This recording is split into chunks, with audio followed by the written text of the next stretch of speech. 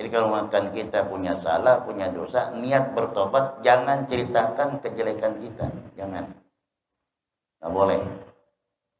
Sebab kalau kita ceritakan kejelekan kita di mata orang lain, double itu dosanya.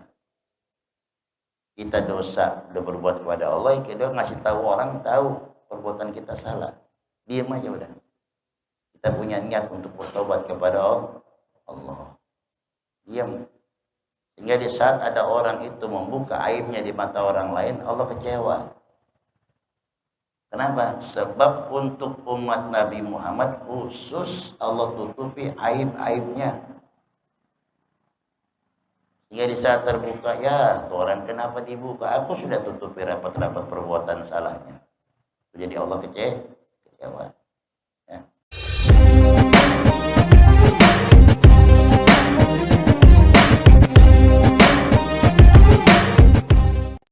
Salikal futuh wal munuh wal rusuh taubatan nas wa salahal jazi wa ruh. Rabbi syrah li sadri wa yassir li amri wahlul 'uqdatam min lisani yafqahu qawli. Subhanaka la ilma lana illa ma 'allamtana innaka antal alimul hakim. La haula wa la quwwata illa billahil aliyyil azim. Alhamdulillah, puji dan syukur kita panjatkan kehadirat Allah Subhanahu wa taala. Dan inayah dan taufik hidayahnya kembali kita berkumpul untuk menggugurkan kewajiban kita mencari dan mengkaji ilmunya Allah. Sama-sama kita awal dengan berzikrullah, mudah-mudahan doa dan ibadah kita diterima oleh Allah Subhanahu wa taala. Saudara sekalian, melanjuti pengajian kita minggu yang lalu kita membahas di mana ada orang itu bila bertobat, tanda-tandanya ada enggak kira-kira? Di sini ada sebuah pertanyaan, hal ya'riful 'abdu idza taba anna taubatahu qubilat am ruddat? Apakah bisa diketahui seorang hamba itu apabila ia bertobat kepada Allah Subhanahu wa taala diterima atau ditolak? Di sini jawabannya qala la ahkumu fi dzalik. Saya tidak bisa memutuskan fi kauni taubatil 'abdi maqbulatan aw mardudatan. Apakah seorang hamba tersebut diterima tobatnya atau tidak? Jadi tidak ada yang tahu, ya, siapapun tidak ada yang tahu tobatnya seseorang kepada Allah Subhanahu wa taala diterima atau tidak. Yang tahu hanya Allah. Walakin lidzalika ailu qubuli taubati alamatun. Ya.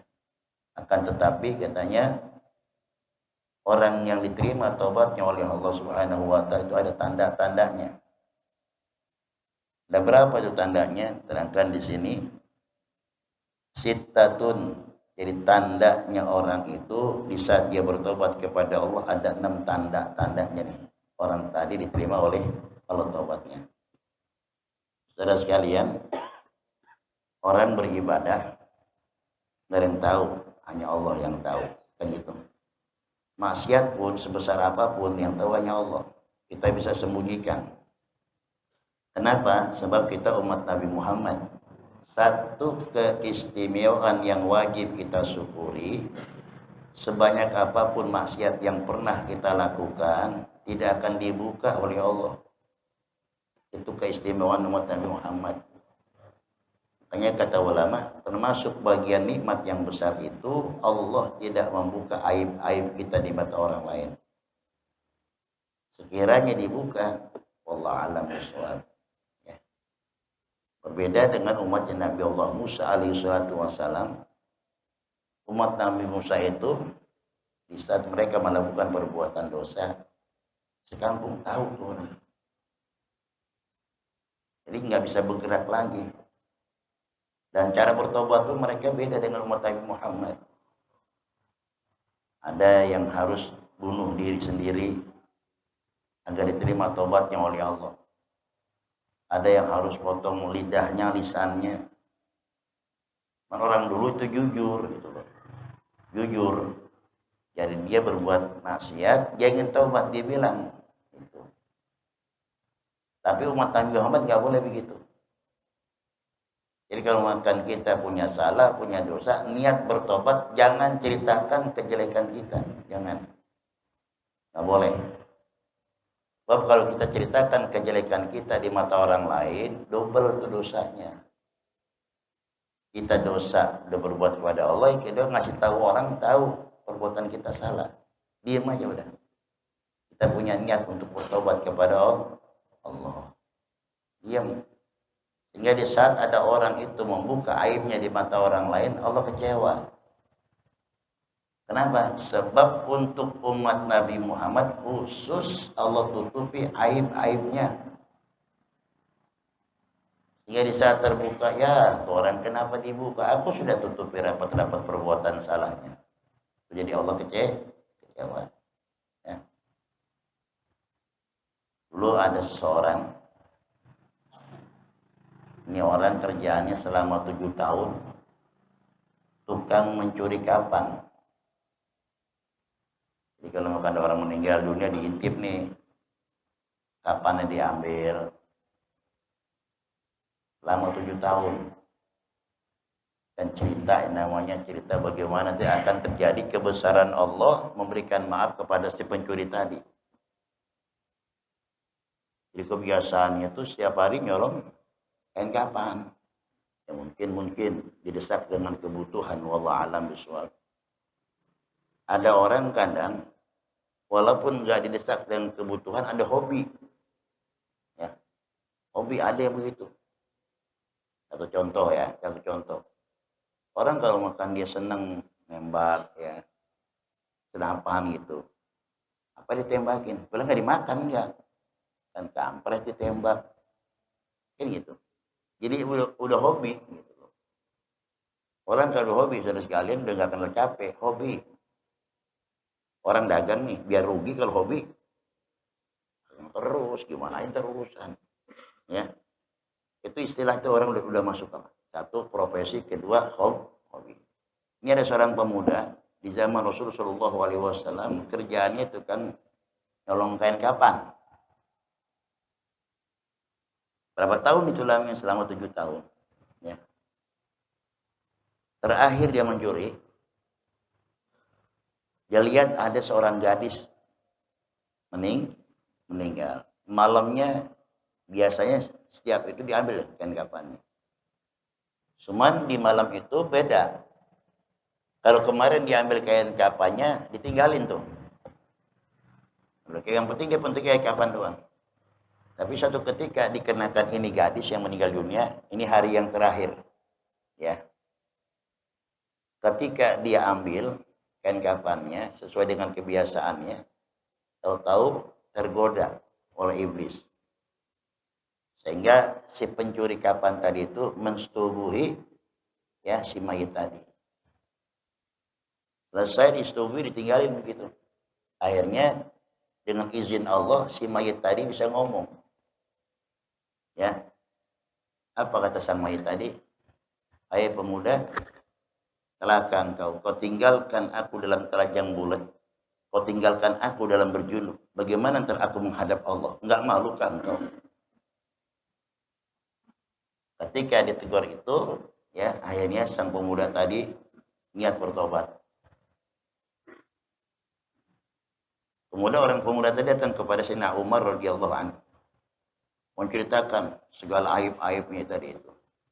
Sehingga Sayyidina Umar bin Khattab tuh dengar cerita tuh anak muda tadi nangis dia.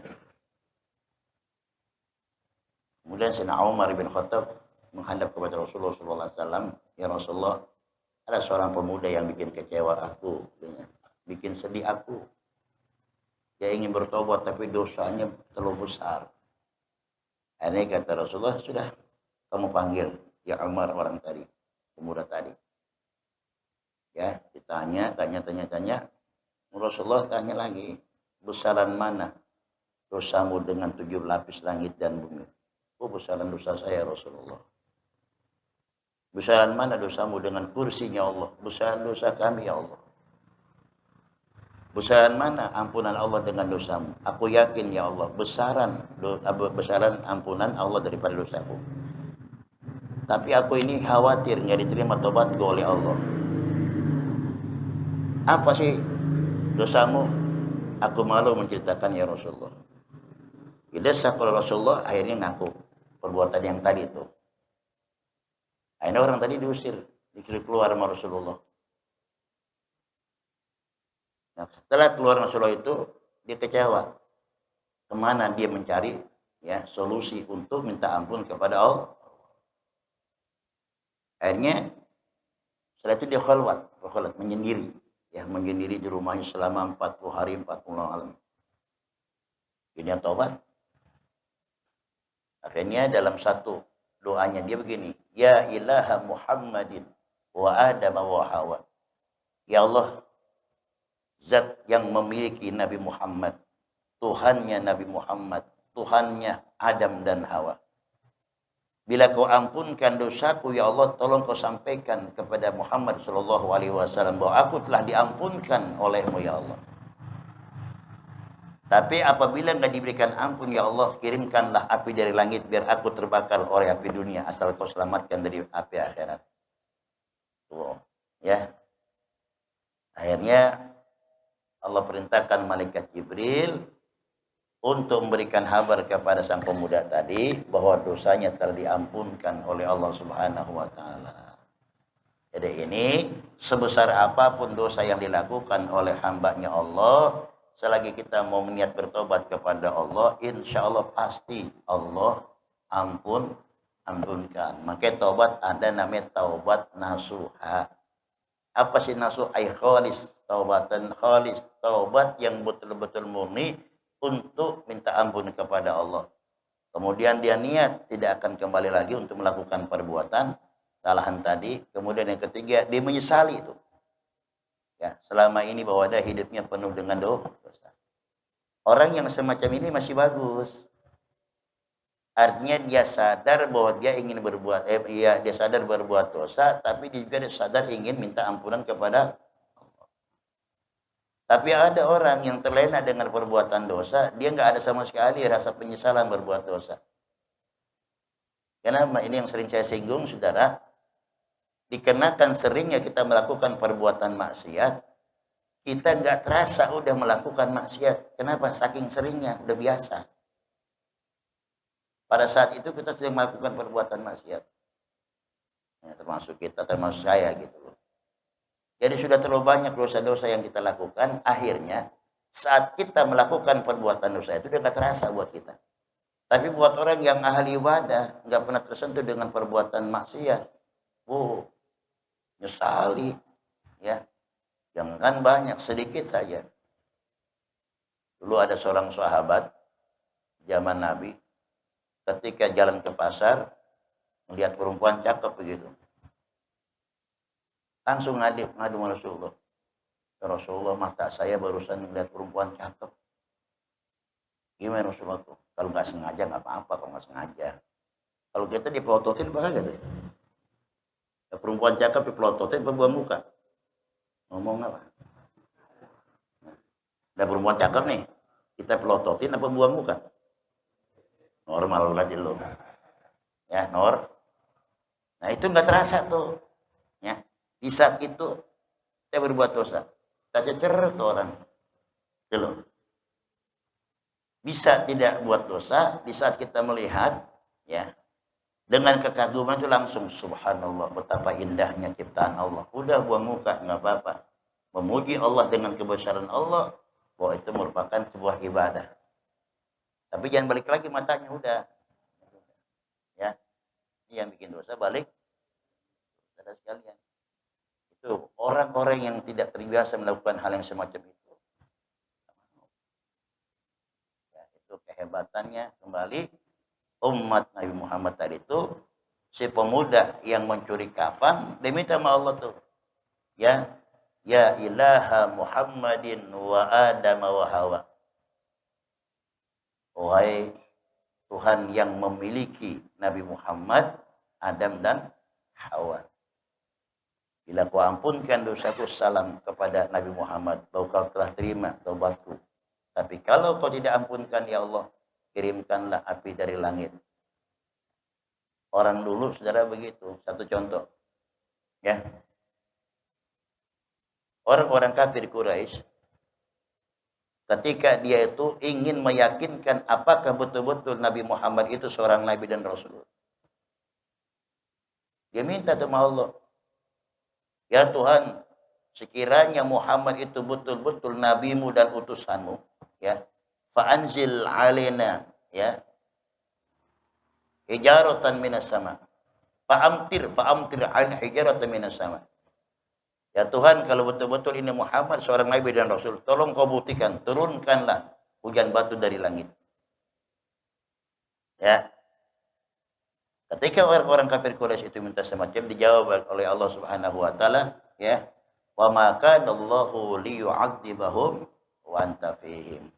Allah enggak bakalan nurunin musibah ya di tengah-tengah kehidupan Nabi kita Muhammad sallallahu alaihi wasallam. Beda dengan umat dulu.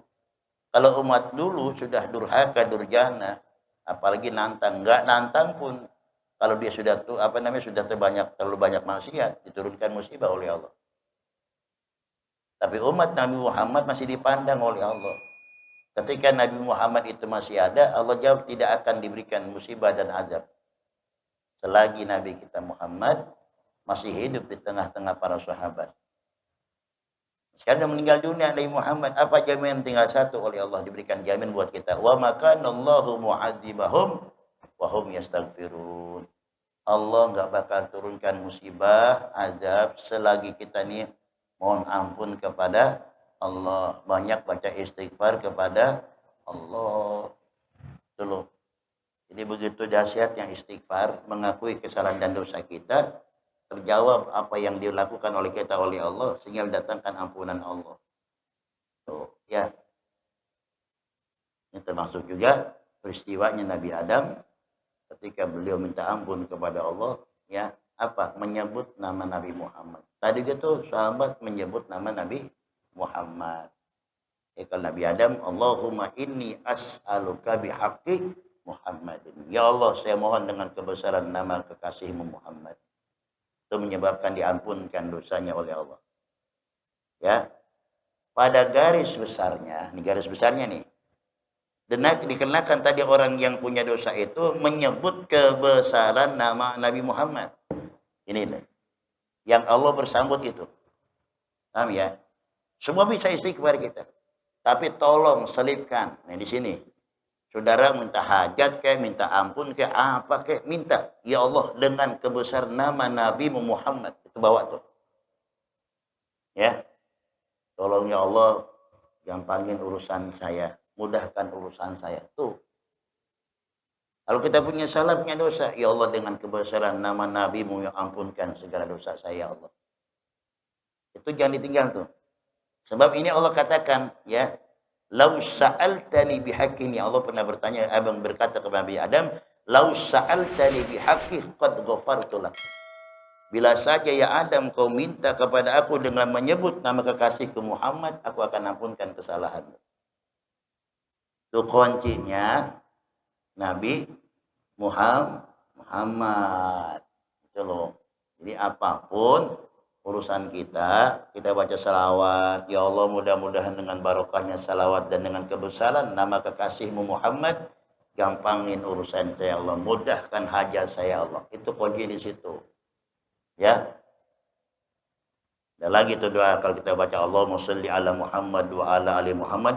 Allahumma bihaqqi Muhammadin wa ali Muhammadin an takfiyani ma akhafu wa ahzar. Kita doa lagi itu. Ya. Itu sebelum kasih saudara. Itu pegangan saya, gacauan saya. Sama aja intinya sama. Selalu di Allahumma sholli ala Muhammad wa ala ali Muhammad. Doanya Allahumma inni as'aluka bihaqqi Muhammadin wa ali Muhammadin an takfiyani ma akhafu wa ahzar.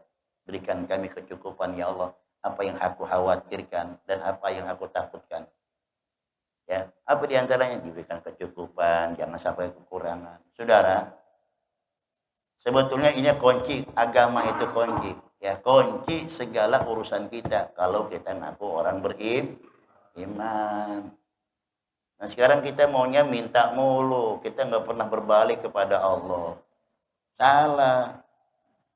Ya, kita sering tuh dengar nikmat Allah nggak bakal terhitung. Tahu, berarti apa? Nikmat yang Allah berikan sama kita nggak bakal bisa kita hitung. Apa balasan kita? Ibadah. Ibadah itu bukan nyembah kebesaran Allah. Jangan salah paham.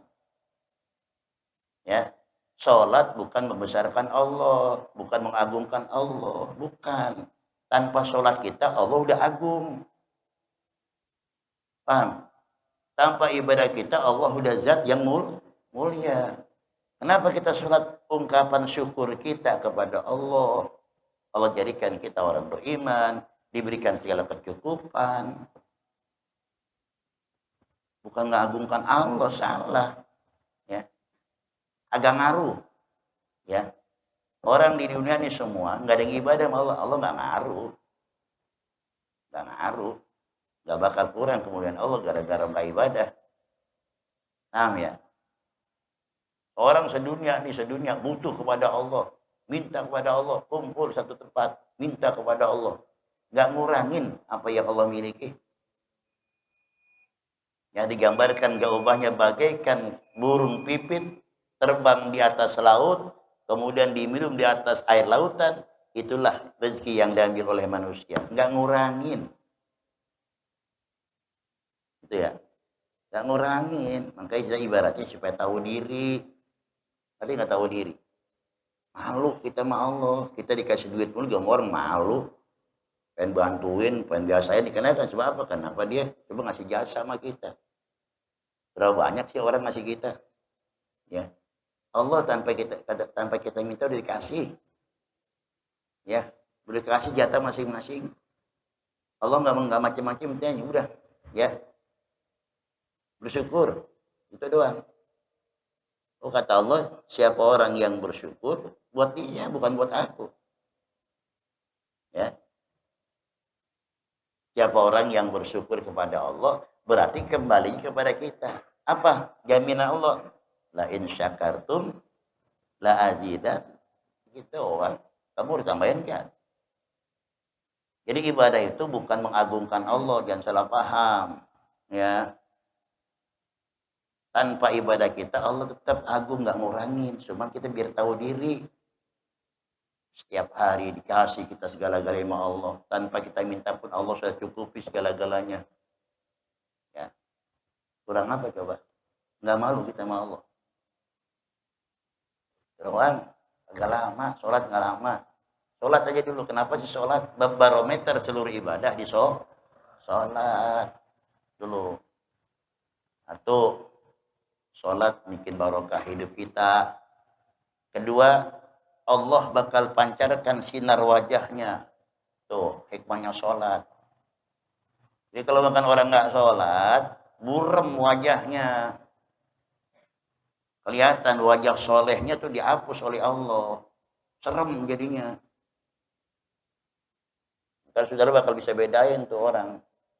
Biar ganteng banget orang, serem wajahnya. Kenapa? Nggak pernah ya tersiram dengan air wudhu. Coba orang biar hitam juga kalau sering kena wudhu. Coba dah. Ya hitam-hitam juga sih.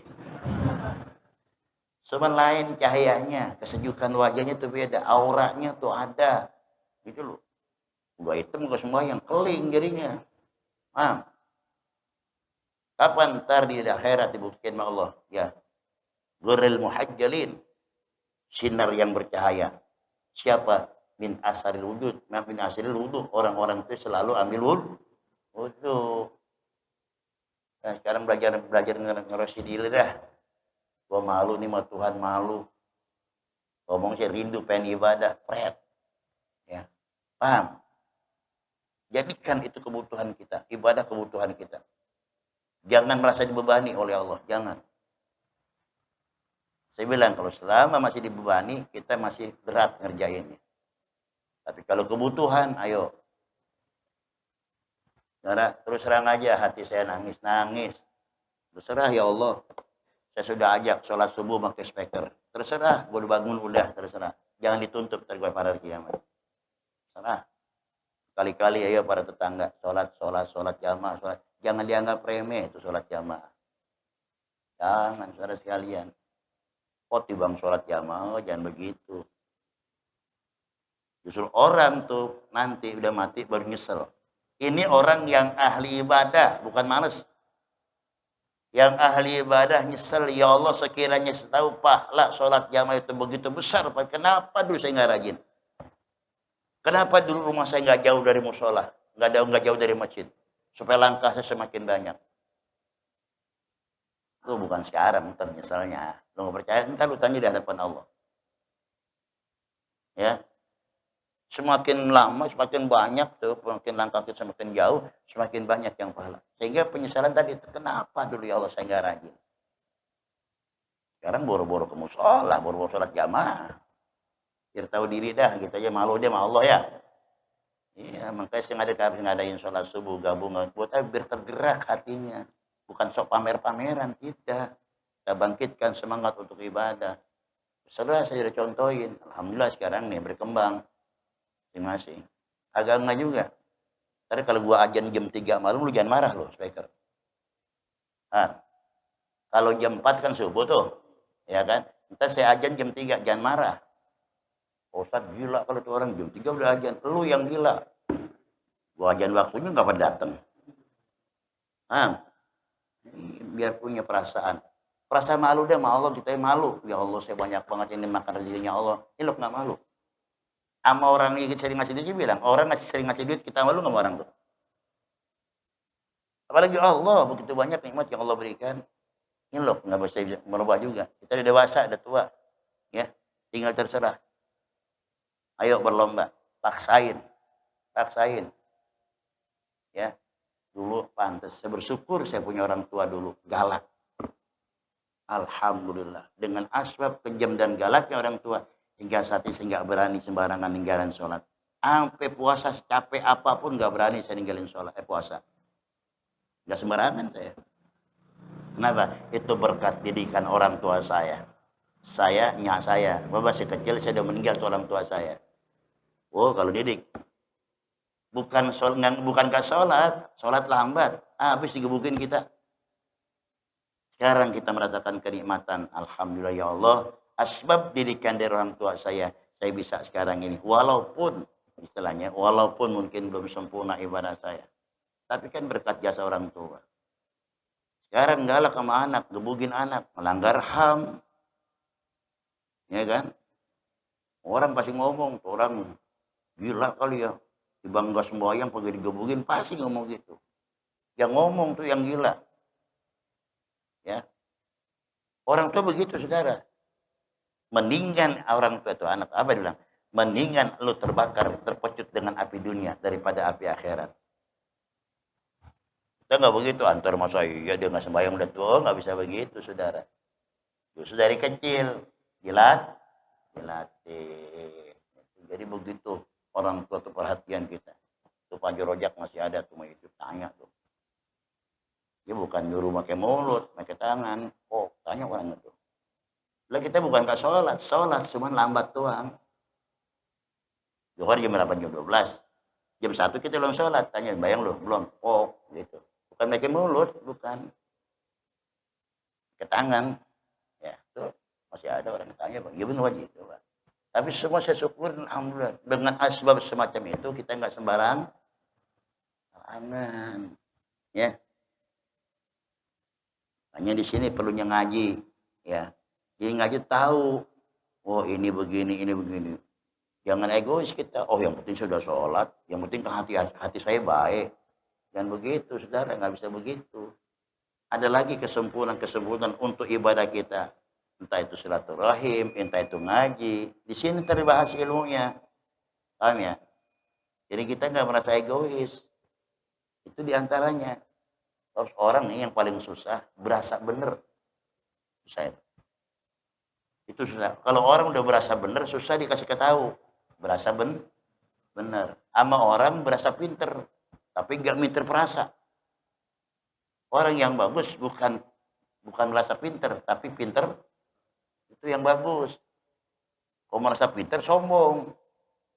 Tapi kalau pinter merasa, diraba tuh hatinya, diraba dirinya. Nah, ya ini kembali.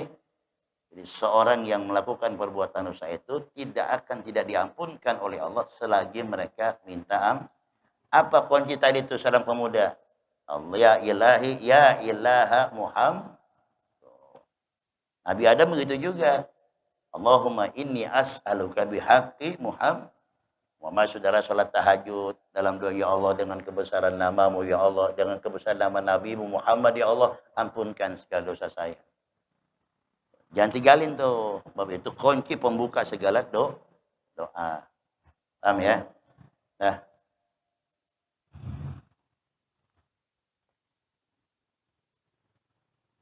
jadi tanda-tanda orang bertobat itu adalah apa yang pertama, ayyaro nafsahu ghairu ma'sumatin minal ma'siyati fayajuzu khuyha fiha. Tanda-tandanya orang yang diterima tobatnya oleh Allah, dia sadar bahwa dirinya itu gak dimaksum, sebab saya bukan nabi. Pasti suatu saat saya ini melakukan perbuatan dosa, tapi tanpa disengaja, tanpa dengan niat. Ada orang niat untuk melakukan dosa, ada orang tidak niat tapi tersentuh dosa. Paham ya? Itu gak niat. Jadi sadar bahwa saya ini bukan nabi, saya makhluk yang lemah, pasti saya melanggar perbuatan salah. Dia sadar dengan kesalahannya, tapi dia niat untuk bertobat. Itu bagus namanya, ya. Jangan nungguin entar aja dari tua-tuaan dikit, ya, enak aja. Siapa yang diambil umur? Kemarin deh, Pak Jawang baru ngaji sama saya, baru ngaji malam Kamis, ngaji bareng-bareng sama saya, ya, ngobrol. Saya berangkat ke Cijantung, sampai Cijantung udah kabar bahwa dia meninggal. Jaraknya berapa? 2 jam, agak kali, cuma 1,5 jam. Itu umur, ya. Maghrib ngaji di masjid sama-sama saya, waktu isya selesai, terusin ngaji, ya, kemudian dia pulang. Gak lama ada kabar bahwa si Fulan Jawang meninggal. Jauh jarak berapa? Berarti syariatnya saya sudah ngomong dengan mayat dulu, nggak tahu umur, bukan tahu. Banyak saudara kita berbuat kebaikan. Jadi ini tanda-tandanya itu orang diterima tobatnya oleh Allah. Dia sadar bahwa ini saya bukan seorang nabi, pasti tersentuh dengan kesalahan. Tapi jangan diniatin. Tuh, ya.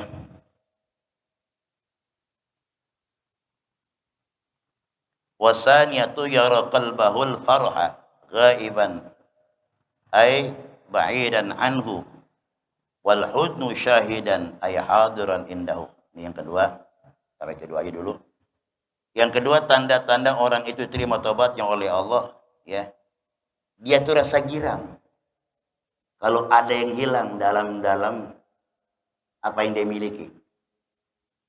Al-farha ghaiban. Maksudnya apa? Apabila ada sesuatu yang disayangi, hilang. Digirang. Kenapa girangnya? Mungkin dengan asbab itu ada hikmahnya. Contoh ya. Ada orang kalau sibuk nih, kerja kayak dagang kayak, sempat kayak kira-kira ngaji? Enggak kan? Tapi di saat dia bangkrut, dia sempat, itu hikmahnya. Jadi jadi kehilangan itu bukan apa? Bukan hilang segala-galanya, ada hikmah di balik itu selagi kita sadari. Alhamdulillah ya Allah, asbab saya ini dagang bangkrut, sekarang saya bisa beribadah kepada Allah. Jangan makin jauh sama Allah. Rugi 2 kali, dagang bangkrut, ibadah kagak. Nyungsep namanya. Harus ditarik hikmah di balik itu. Dengan asbab saya ini sekarang kurang job saya, berarti saya bisa luas, bisa ke sono, bisa ke sini. Jangan disedihi, itu tanda orang ditaubat terima. Tapi dia sedih kalau makan sibuk mulu. Ya Allah, kapan saya sempatnya sih saya dia? Tuh, sedih. Kapan sempatnya saya bergaul sama orang ini? Dunia lagi, nggak ada ujung-ujung pangkalnya, begini-gini juga. Harus sedih, saudara itu. Ya, contoh lagi nih yang gampang nih. Saudara punya motor 5, sibuk nggak? Sibuk kan? Tapi kejual 4, ringan nggak ngurusinnya? Nah disakit lagi, alhamdulillah motor udah habis, tinggal atuh. Tuh kan, digirang, agak capek banget. Jangan dipikirin, kalau kita kagak dipikirin kan. Punya duit 1 juta, hilang 100. Yang 100 yang dicariin, bukan 900 diterawatin. Paham? Kan on kita. Paham ya? Ya. Jadi saudara jangan pikirin, semua itu ada hikmahnya. Kalau kita sadari dengan apa? Dengan syarat Islam, dengan iman. Ya, paham? Jadi jangan merasa kecewa, ambil hikmahnya. Ambil hikmahnya semua. Ini padilahnya ngaji, biar paham. Hati ini gersang kalau nggak diisi dengan semacam ini. Jadi kita nggak pernah mengeluh apa yang memang ya sudah hilang. Dan kadang pikirkan kalau masih ada, ya Allah kira-kira ini tanggung jawab saya bisa kan menjalankan tanggung jawabmu ya Allah. Ya. Jadi jangan dibalik. Wah punya bangga girang. Kenapa? Sebab kita merasa memiliki. Kalau kita merasa memiliki, siap-siap akan berasa kehilangan. Tapi kalau kita merasa dititipi, yang namanya dititipan diambil boleh nggak? Ya, begitu maksudnya. Ya, semua. Sehingga ada umpama seorang ulama mengatakan, ya, khuz ma fil jaib, ya'tika ma fil ghaib. Kita ini kalau hidup senang, keluarin apa yang ada, ntar datang yang nggak ada. Jangan disimpan mulu. Kita punya rokok nih, umbar tuh rokok. Kasih orang, jangan bilang, kalau kambing gemuk gua umbar, rokok mah habis, jangan begitu. Ini kadang-kadang lucu lagi, rokok dikantongin, tabarukan minta musad minta deh. Apaan lu? Sengak lagu lu, tabarukan musad, ini nggak dikeluarin, jangan tuh, ya. Ambil yang di kantong, Allah akan kirimkan. Gitu. Saya udah ngeluarin Pak Ustadz. Kok masih bangkrut-bangkrut juga? Jangan salahin ngeluarinnya. Ada cukup nggak bilangannya? Ngerti nggak? Nah, makanya kan ada perbandingan. Ada orang punya duit 10 juta. Ya. Sedekah 50.000. Ya. Kita punya duit 100.000. Sedekah 10.000. Gedean kita tuh pahalanya. Daripada dia 100.000 yang 10 juta. Paham? Ya. Kalau dia keluarin 100.000, ya, masih banyakan mana? Prosentasenya gede. Sama nih. Bosnya sedekah, iya, semua orang sedekah. Prosentasinya kira-kira cukup apa kagak yang dikeluarin? Nanti kan tahu 2,5%. Kalau 100 juta berapa? 2 juta? 2,5 kan gitu. Itu nominal. Nominal. Jumlah yang pas-pasan. Yang hebat punya 100 juta, keluarin 5 juta. Berarti apa? Nggak kurang. Ikhwan udah setengah, punya duit 100 juta. Kita punya duit 1 juta, keluarin 100.000. Gedean kita tuh pahalanya. Paham? Oh, ntar 100.000 aja. Jangan begitu juga sih, nggak boleh. Medit namanya tuh. Yang ini namanya prosentasi. Nah, jadi tanda-tanda orang terima tobatnya, satu, dia tidak merasa sedih apa yang telah hilang dalam dirinya, dan dia merasa sedih apabila barang masih ada di depan hadapannya. Kenapa? Takut nggak bisa menjaga amanat Allah. Ini sudah hebat ini, ya. Hebat nggak? Dah, insya Allah terusin lagi pada minggu datang. Mudah-mudahan apa yang kita Allah jadikan ilmu yang bermanfaat. Wallahu a'lam.